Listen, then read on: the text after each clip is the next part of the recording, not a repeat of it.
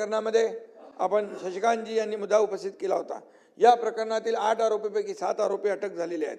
कृष्णा आंधळे फरार आहे, कोणत्याही आरोपीला जामीन मिळालेला नाही।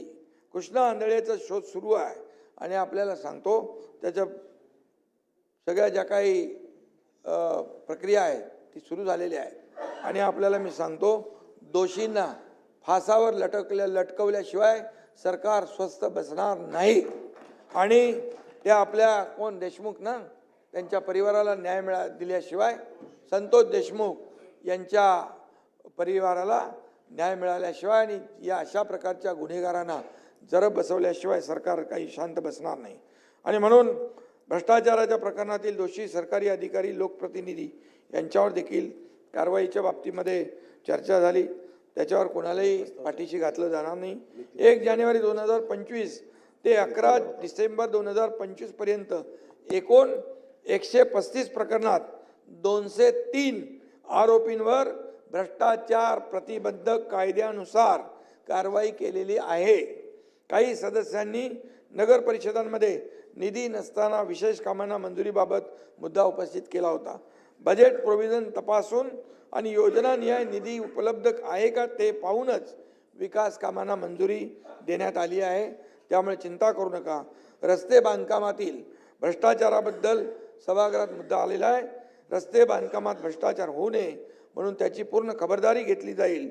सगळ्यात महत्त्वाचं म्हणजे सर्व रस्ते कामाच्या निविदा काढण्यात येतात, या टेंडरची छाननी करण्यात येते, कामाच्या दर्जात कुठेही हयगय होणार नाही आणि त्यामध्ये देखील ऑडिट करायचं असेल, जे काही करायचं असेल, कामाच्या दर्जामध्ये कसूर केलेले कसूर करणाऱ्यांना ब्लॅकलिस्ट केलं जाईल, हे देखील मी या ठिकाणी सांगू इच्छितो।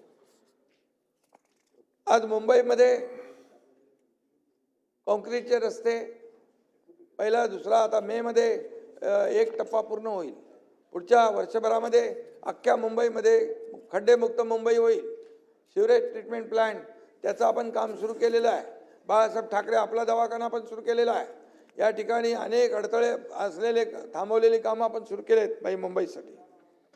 आज मुंबईच्या इकडे कोस्टलवरून गेल्यावर आपण परदेशात आल्यासारखा भास होतो, जे लोक जातात तिकडे।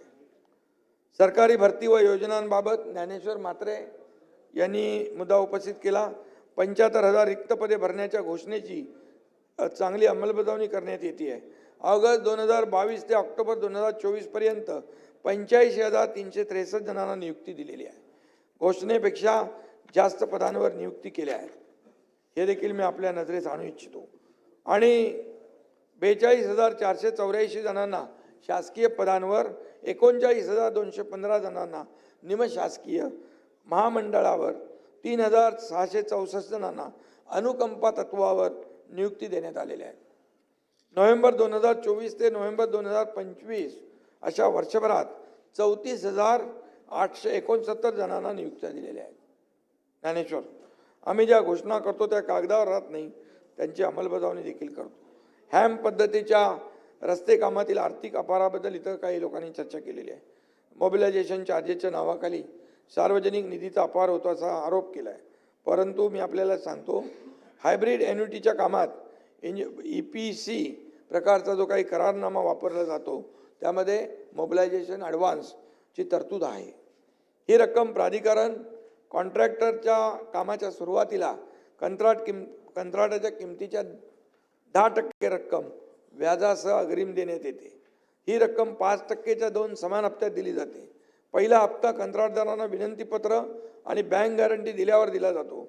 दुसरा हप्ता कंत्राटदाराने युटिलायझेशन सर्टिफिकेट दिल्यावर दिला जातो आणि यावर ॲडव्हान्सवर मोबिलायझेशन ॲडव्हान्सवर व्याज आकारलं जातं।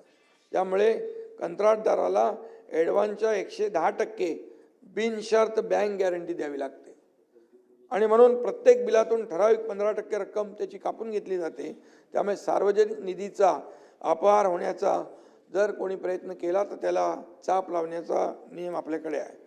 या ठिकाणी अनिल परब नाही आहे, त्यांनी मुंबईतील हवेच्या प्रदूषणाबाबत चिंता व्यक्त केली होती, पण चिंता करण्याची गरज नाही।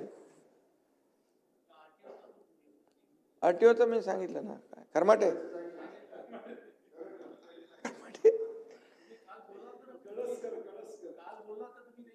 तो बिलकुल जो तिथं काम असं करेल त्याची कुंडली बांधून त्याला घरी पाठवून त्याच्यावर कारवाई केली जाईल. ते बिलकुल त्याच्यामध्ये आहे. ते द्या ना माझ्याकडे, मी करतो ते. आणि हा पण मी आपल्याला सांगतो, प्रदूषण आम्ही कमी करतोय, चिंता करू नका. मुंबईतलं प्रदूषण हवेतलं नसून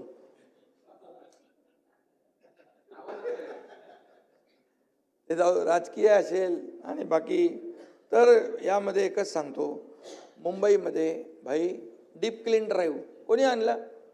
डीप क्लीन ड्राईव्ह, रस्ते पाण्याने रिसायकल वॉटरने धुण्याचं काम सुरू केलं मुख्यमंत्री असताना मी. सगळे लोक त्याच्यामध्ये इन्व्हॉल्व झाले, सोसायटी आल्या, NGO आले, सगळे आले, बीच क्लीन ड्राईव्ह झाला. आम्ही रस्ते धुतले हो. तेव्हा आपण म्हणायचं हे काय मुख्यमंत्र्याचं काम असतं? मग काय मुख्यमंत्र्याचं काम घरी बसायचं असतं? हा, आणि आम्ही तर रस्ते धुतले, तिजोऱ्या नाही धुतल्या. त्यामुळे बोलताना कधी विचारपूर्वक बोललं पाहिजे.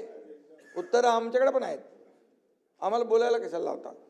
आणि म्हणून समुद्र किनारे आता STPमुळे आता जेवढं पाणी जात आहे ते पूर्णपणे सचिनना माहीत आहे की पूर्णपणे विदाऊट ट्रीटमेंट जात आहे. बरोबर. आता सिवरेज ट्रीटमेंट आपण 7 करतोय, काम चालू झालं आहे, अर्धी कामं झाली आहेत. आता पुढच्या 1-1.5 वर्षामध्ये पूर्ण समुद्रात जाणारं पाणी बिलकुल काळं पाणी नाही जाणार, ट्रीटमेंट झालेलं पाणी जाणार आणि तुम्हाला समुद्राचा आता जे सुरुवातीला काळं दिसतं ते पूर्ण निळं दिसेल.